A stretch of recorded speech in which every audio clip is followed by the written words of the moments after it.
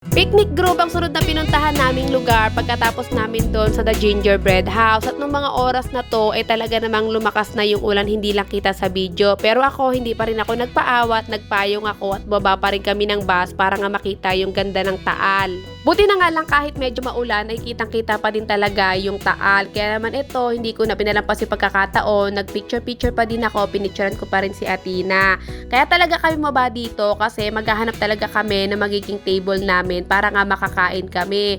Pero ang problema, marami ng bakanting table pero puro mga basa. Kaya naman ang ginawa namin, bumalik nga muna kami dito sa bus namin para nga makakain muna kami. Actually, dito sa bus na sinasakyan namin, hindi talaga nagbabaan yung mga kasama namin. Kami lang talaga ang bumaba kasi nga pasaway ang mamshi panay nyo. So dahil wala nga kaming mahanap na tuyo na mga upuan or lamesa doon banda sa piknikan, bumalik na nga kami sa bus para makakain na. May dala kaming kanin kasi nga nagsaing ako bago kami umalis. Tapos pag uwi ni Daddy galing trabaho, etong at meron siyang dala-dala na chicken na pinabili ko para nga hindi na ako magluluto ng ulam. 4 pieces lang naman yung pinabili kong chicken kay Daddy. Tig-iisa lang kami. Dapat talaga dalawa sa akin, tas tig-isa lang si Mama tsaka si Athena kasi hindi naman sila malakas sa ulam. Ako lang talaga sana ang malakas sa ulam. Pero dahil nga meron kaming isang kasama na bata na classmates ni Athena na walang kasamang parent, ibinigay ko na lang yung isa sa kanya. Sakto din kasi wala siyang baon na kanin, pinabaunan lang siya ng pera para makabili ng pagkain. So dahil maulan nga, hindi ko na siya pinababa at binigay ko na lang yung sa akin at binigyan ko na lang siya ng kanin. Pagkatapos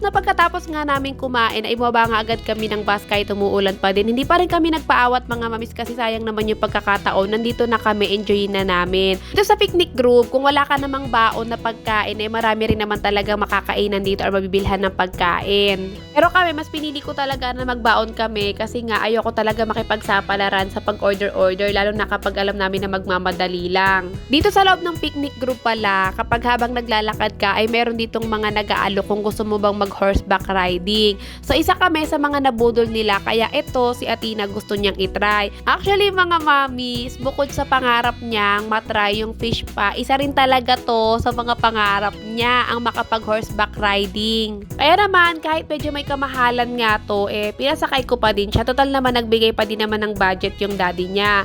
350 pala ang bayad dito mga mamis per 15 minutes. Tignan nyo naman kahit umuulan na hindi talaga nagpaawat tong si Athena. Okay lang na magkasakit basta ang mahalaga nakapag-horseback riding naman. Charot! Noong una talaga mga mami, sakala namin pag sumakay ka dito ng kabayo, iikot ka sa buong picnic group. Pero hindi pala. Dito lang pala sa area kung saan sila pwede. Siguro kaya dito lang sila pwede kasi nga iniiwas sila sa maraming tao. Kasi mahirap na baka nga naman biglang magwala tong kabayo. Pero okay na din to mga mamis kasi experience na din to. Lalong-lalo na nga kay Athena kasi gustong-gusto niya to. Actually, hindi ko matandaan kung kailan niya pa ulit-ulit na sinasabi sa amin to.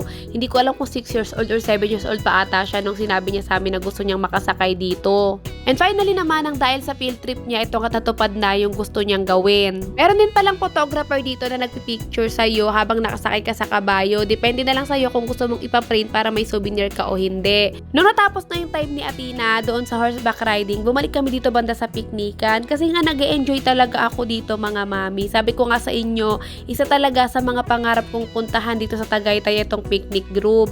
Hindi naman namin first time dito sa Tagaytay mga mami kasi dati nung dito kami sa Laguna nakatira, madalas talaga kami dito sa Tagaytay kasi nga tuwing may event si Daddy dito sa Tagaytay, sinasama niya kami. Pero ang hindi talaga namin mapunta-puntahan itong picnic group na nadadaanan lang talaga namin. Kasi nga every time na sinasama kami ni Daddy, iba din talaga yung way tapos mas malayo yung part ng Tagaytay. Kaya ayun, hindi kami nasasadya dito. Kaya naman ngayon sinasamantala ko talaga. Dahil naman, masama na pakiramdam ko noong mga araw na to, tinuloy-tuloy ko na para isahan na lang. Charot! Kung nakita nyo naman ang mamshi panay nyo, nag-change outfit pa, akala mo sa kanyang field trip to.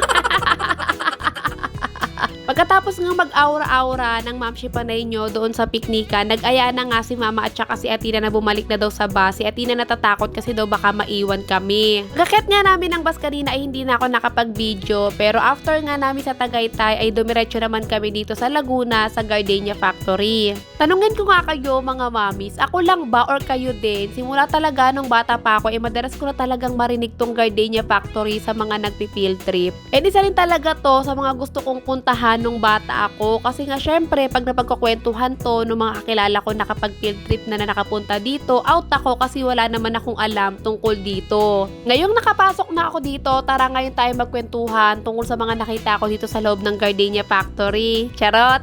So ayun, pagpasok namin dito sa loob, nagantay lang kami ng ilang minutes at pagkatapos, pinakyata din kami sa taas.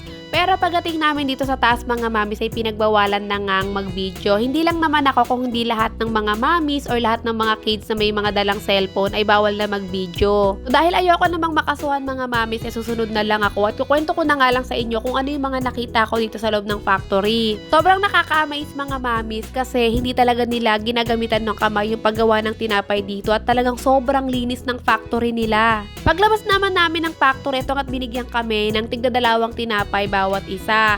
Meron din pala sila ditong Gardenia Store at hindi nga muna kami lumabas. Dumiretso nga muna kami dito sa loob ng Gardenia Store. Dito kasi mas mabibili mo ng mas mura yung mga tinapay nila. Kaya naman hindi na ako nagpapigil pa ito at pumasok na kami para bumili ng mga tinapay. Kumuha si Athena ng Gardenia na merong chocolate chips. Tapos kumuha lang din ako ng mga ban para nga may pang-almusal. Tapos bilihan ko lang din yung pamangkin ko ng 2 pirasong tinapay na may chocolate. Si mama naman kumuha siya ng 2 pirasong Gardeniang puti kasi nga gusto daw niyang bigyan yung 2 kapwa niya tindera. Pinayagan ko na kasi 2 lang naman. Habang nakapila nga kami mga mamis, maya-maya nga nag-announce na dito sa loob ng store na buy one take one na lahat ng tinapay. Kaya naman ito kami, nag-hoard kami ng napakaraming tinapay. Kumuha ko ng 2 wheat bread para kay daddy. Tapos kumuha kami ng 8 pieces na white bread. Yung 4 na piraso kay mama ipapamigay nga niya doon sa mga kapwa niya tindera. Yung 4 na piraso naman nagpasabay yung kaibigan ko kasi nga habang nakapila kami, nagchat na ako sa kanya kung gusto niya magpabili. So ayun, nagpabili siya. Tapos yung mga ban, dahil nga biglang nag-buy one take one, hindi na ako nakaabot na makakuha pa ng mas marami. Kaya ayan lang yung nakuha namin, pero ang binayaran lang namin dyan mga mamis para sa lahat ng tinapay na yan ay 500 plus lang, hindi na umabot ng 600 yan. Kung nakabayad na kami, umakit na kami dito sa bus namin kasi ang next na pupuntahan namin mga mamis ay Disneyland!